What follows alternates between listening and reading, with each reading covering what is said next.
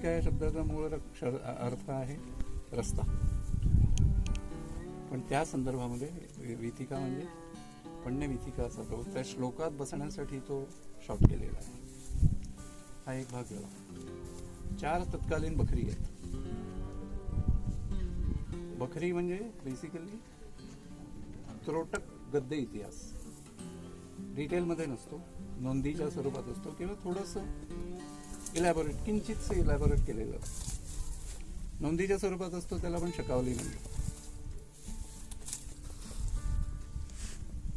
4ही बखरीमध्ये स्पष्ट उल्लेख आहे की दुतर्फा चौथऱ्याचं मजबूत बांधकाम करून त्याच्यावर दुकानं टाकली, बाजारपेठ उभी केली.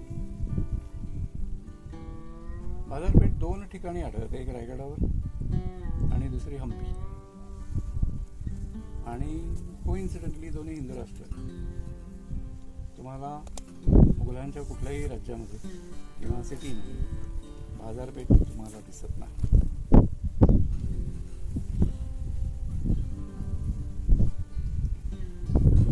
माझ्या अंदाजाने इथं 7-8-10 हजार वस्ती होती. पिरियडिकली कदाचित ती कमी जास्त होत होती. कशावरून? 2 कारणं आहेत त्याची. पेशव्यांच्या काळातले 18व्या शतकातले शेवटचे, म्हणजे जेव्हा पेशव्यांनी 1765 मध्ये रायगड जिंकला पोतनीसांच्या काळात, तेव्हा त्यांची दरवर्षीची यादी आहे किती लोक गडावर रायगडावर होते. ते एका वर्षी 350-400 लोक आहेत. हे जेव्हा मराठेशाही संपत आलेली तेव्हाची गोष्ट आहे. जेव्हा रायगड पूर्ण वैभव होतं शिवछत्रपतींच्या काळामध्ये, की जो माणूस किल्ले हा विषय कटाक्षानं सांभाळत होता.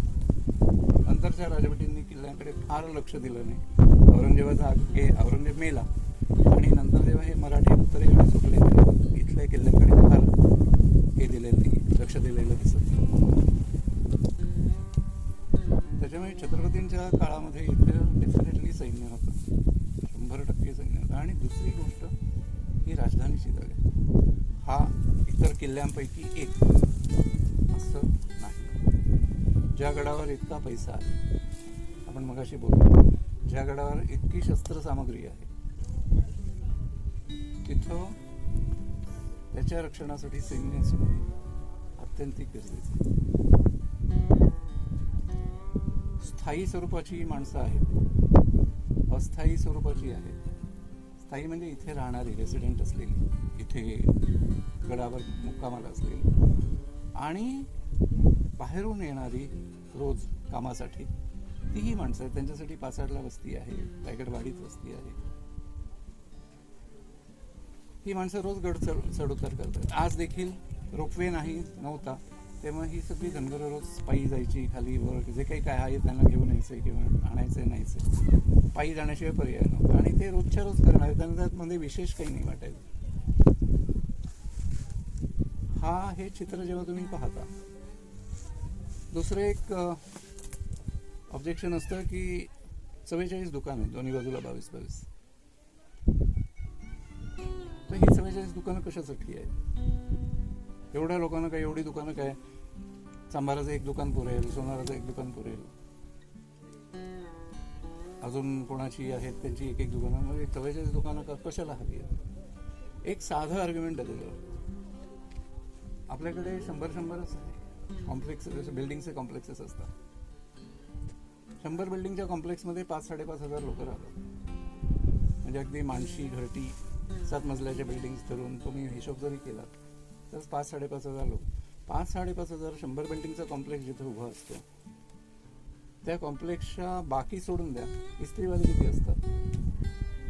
एक असतो का? कमीत कमी 8-10 लॉन्ड्रीजची दुकान असतं. किराण्याचे एखादंच दुकान असतं का?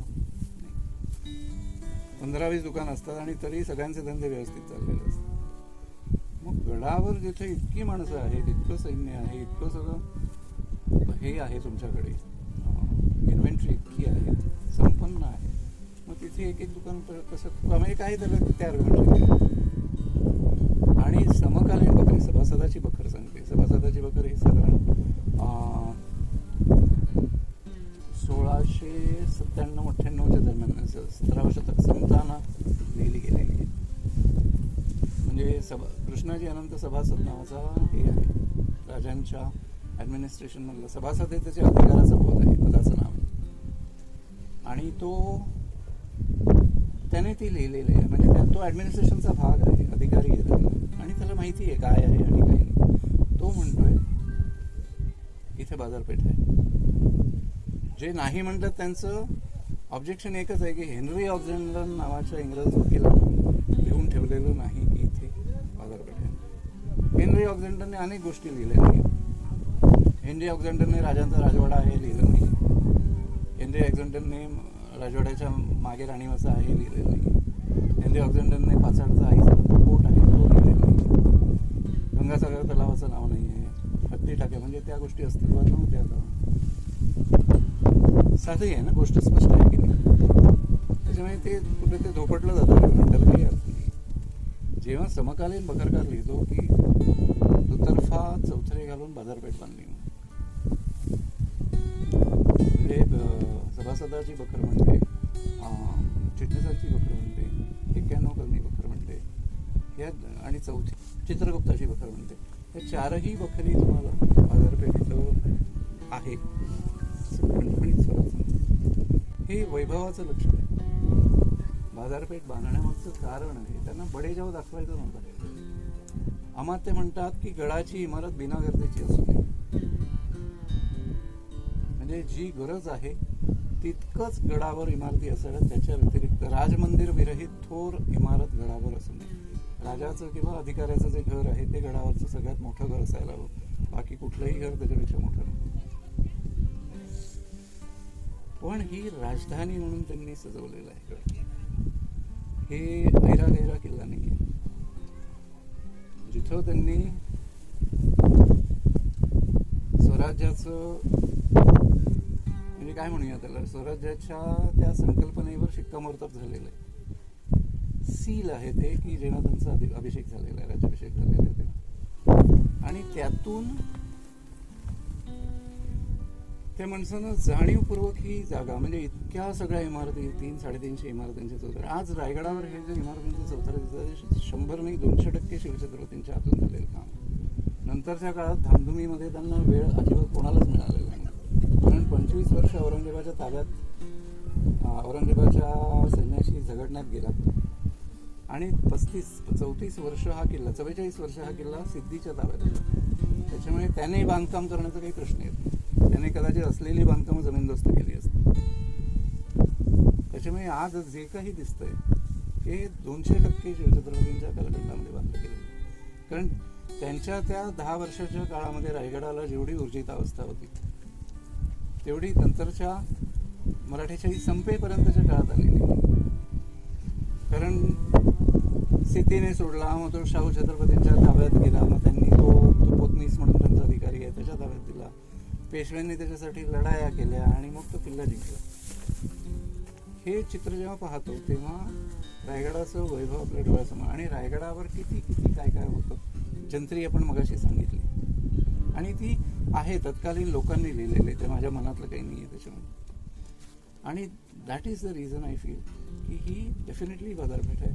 लोकांच्या रोजच्या गरजा, त्यांच्याकडे चॉईस असावा. दुकानं चालणार नाही. आज मॉलमध्ये कुठे चालतात दुकानं? शनिवार रविवार सोडलं त्याच्यात बघ्यांची गर्दीच जास्त असते. म्हणजे माझं हे आर्ग्युमेंट कदाचित वेग वाटेल, फेक वाटेल, पण हे तथ्य आहे मार्केटिंगचं. आणि सेम अशीच प्रतिकृती बाजारपेठेची हम्पीला आहे. आणि हम्पी वॉज हिज इन्स्पिरेशन शिवछत्रपतींचं. त्यांच्यासाठी ते खूप मोठं, कारण तो वारसा त्यांनी पुढे आणलेला आहे. आणि ते त्याची प्रतिकृती म्हणून त्यांनी इथंही बाजारपेठ केलेली. पूर्वी बाजारपेठ उभी करताना गंमत असायची. राजा इंडिव्हिज्युअल दुकानदारांना सांगायचं नाही, कारण राजाचंही कोणी ऐकायचं नाही. त्यांच्या गिल्ड्स असायच्या, संघटना असायच्या. म्हणजे चांभारांची एक संघटना आहे, तेल काढणाऱ्यांची एक संघटना आहे, सुतारांची एक संघटना आहे. हे प्राचीन काळापासून चालत आलेलं. आणि ही नेशन वाईड गिल्ड असायची. ही नंतर फिल्टर होत होत होत त्याचं महत्त्व कमी झालं. पण जेव्हा ती प्राचीन काळामध्ये मी गोष्ट सांगतोय तेव्हा त्या गिल्ड्सच्या नॅशनल लेवलला ऑर्गनायझेशन्स होत्या, राष्ट्रीय स्तरावर. आणि त्यांचे ते अल्पमसामध्ये पैसे वाटायचे व्याजाने, तर व्याजदर हे संबंध भारतात सारखे असायचे. इतकं ते वेलनेट होतं त्यांचं, ऑर्गनाइज्ड होतं. नंतरच्या काळात ते गेलं, पण संघटना हयात राहिली. त्याच्यामुळे एखाद्या नवीन गाव बसवायचं असेल किंवा एखाद्या नवीन गावामध्ये बाजारपेठ बसवायची असेल तर तिथं तो राजा जो आहे तो त्यांचा जो मुख्य असायचा ऑर्गनायझेशनचा, त्याला तो कौलनामा द्यायचा. कौलनामा म्हणजे गॅरंटी की तुझी जी मंडळी आहेत सगळी त्यांना तू घेऊन ये, आम्हाला अमुक अमुक ठिकाणी बाजारपेठ बसवायची. मग तो त्यांच्या तुम्हाला ज्या फॅसिलिटीज लागतील, ज्या सगळं जे काही लागेल, इन्फ्रास्ट्रक्चर लागेल, ते आम्ही प्रोव्हाइड करू, असं ते पत्र द्यायचं त्यांना. आणि तो कौलनामा घेऊन मग साठी त्यांच्या त्या मीटिंग्स त्यांच्या ऑर्गनाईज असायच्या आणि त्याच्यामध्ये तो ते सांगायचा की अमुक अमुक राजाने आपल्याला अमुक अमुक ठिकाणी बाजारपेठ उभारण्यासाठी कौलनामा दिलेला आहे. कौल म्हणजे परमिशन. आणि मग तिथं मग त्यांचा जो मुखिया आहे त्याच्या सांगण्यावर ही मंडळी तिथं बाजारपेठ करायची. तोपर्यंत नाही. रायगडाची जी बाजारपेठ आहे ती नागापा सेटी किंवा शेटी, शेटी म्हणजे मुख्य त्यांचा, शेट्टी नव्हे, तर तो नागापा शेट्टी नावाचा एक त्यांचा जो आहे त्यानं बसवली अशी पदंत आहे. आणि त्याचं एक इथे एका पुढे गेलं की उजव्या बाजूच्या एका दुकानाच्या तो समोर जो प्लँक आहे त्याच्यावर एक नागाची आकृती कोरलेली. आणि त्या शेतीचं प्रतीक ज्यानं रायगडाची बाजारपेठ बसवली असं अभ्यासकांचं हे कितपत खरं आहे कितपत खोटं आहे हे मला खरंच ठाऊक नाही. दिस इज व्हॉट द हिअर्से. कसं असतं की इतिहास 5 गोष्टींचा घडलेला असतो. त्याच्यातली एक आहे ती पुरातत्व, आर्किओलॉजी. दुसरं आहे ते एपिग्राफ्स, शिलालेख किंवा चित्रपट. तिसरं आहे ते काळ्या पांढऱ्यात लिहिलेला कंटेम्पररी इतिहास, त्या काळातल्या म्हणजे त्या काळात लिहिलेल्या गोष्टी. मग त्याच्यात बखरी असतील, शकावल्या असतील, जे काही असेल, नाटकं असतील, म्हणजे साहित्य असेल, पण ते तत्कालीन साहित्य. So that is one thing. चौथं आहे नाणकशास्त्र, न्यूमिस्मॅटिक्स. आणि 5वं जे आहे तेही या 4 एवढंच महत्त्वाचं आहे, ते म्हणजे लोककथा आणि दंतकथा. म्हणजे फोकलोर जो आहे तोही इतिहासाचा भाग असतो. मे बी त्याच्यामध्ये थोडीशी चटणी वाढवलेली असते, तिखटपणा वाढवलेला असतो किंवा जे काही आहे ते, पण that you really cannot ignore. तेव्हा जेव्हा तुम्ही डॉक्युमेंटेशन एखाद्या गोष्टीचं करता, एखाद्या मॉन्युमेंटचं, तेव्हा तिथल्या लोकल गोष्टी काय आहेत, लोकल कथा काय आहेत, दंतकथा असतील त्या, भले वाडवडील सांगतात ना आजोबा असं सांगायचे, पणजोबा असं सांगायचे, असं मुलं सांगतात की आमचे वडील ही गोष्ट आम्हाला सांगायची. That can be part of a folklore. म्हणजे ते 100% प्युअर नसेल, पण त्याच्यात एक 5-10% कुठेतरी प्युरिटी असते, बाकी 90% भेसळ असते. पण यू कॅनॉट इग्नोर. या सगळ्या 5 गोष्टी एकत्र होऊन इतिहास नावाचं रसायन तयार होतं. यातली एखादी गोष्ट जरी कमी असेल, तरी ती गोष्ट मग ऐतिहासिक तथ्य म्हणून मानली जात नाही. हिस्टॉरिकल फॅक्ट ज्याला म्हणतात. आत्ता मी म्हटलं ह्या नागापा शेट्टीचं जे काही आहे ते त्या पद्धतीचं आहे. हिरकणीची गोष्ट लिहिली कुठेच नाही, लिखित ह्याच्यामध्ये ती कुठेच तुम्हाला आढळत नाही. हे हकीकत आहे, हे पत्र आहे, त्याच्यामध्ये ही गोष्ट नाही, ही लोककथा आहे. पण ज्या अर्थी हिरकणी बुरुज असं त्याला नाव पडलेलं आहे, त्या अर्थी त्याच्यामध्ये काहीतरी तथ्य असायला हवं. ते लिखाणाच्या स्वरूपात कुठेच नाही, कुठल्याच बकरीत नाही, कुठल्या तत्कालीन इतिहासकारांनी सांगितलेलं नाही, पण ते आहे, मानलं जातं. हे देखील तसंच असावं कदाचित. पण ही 100% बाजारपेठ आहे एवढं गोष्ट. रोजची घरावर राहणारी त्यांची ऑफिसर्स आहेत मोठे मोठे, सेनाधिकारी आहेत, मंत्रीगण आहेत, यांच्या बायका काय पिशवी घेऊन खाली नाही जाणार गडावर बाजाराला, बरोबर?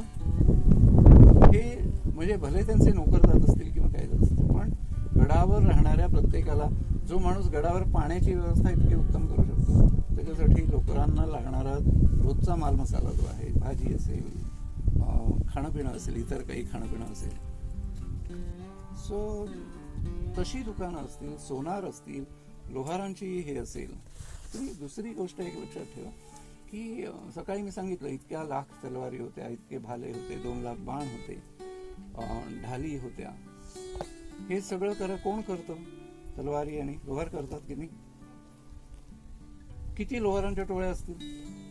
एक लोहार नाही आहे इथे, शेकडो लोहार असायला पाहिजे इतकी शस्त्र. आणि ही शस्त्रास्त्र काही ठेवून स्टॉकमध्ये नाही आहेत. युद्ध होतात, शस्त्र तुटतात, पडतात, माणसं मरतात, नवीन भरती असते, त्यांना तुम्हाला द्यायला लागतात तलवारी.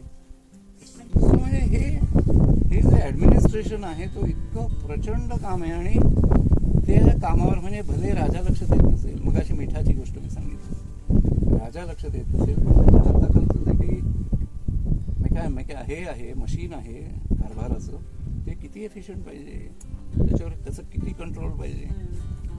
अमेझिंग आहे तो प्रकार सगळा. चलो.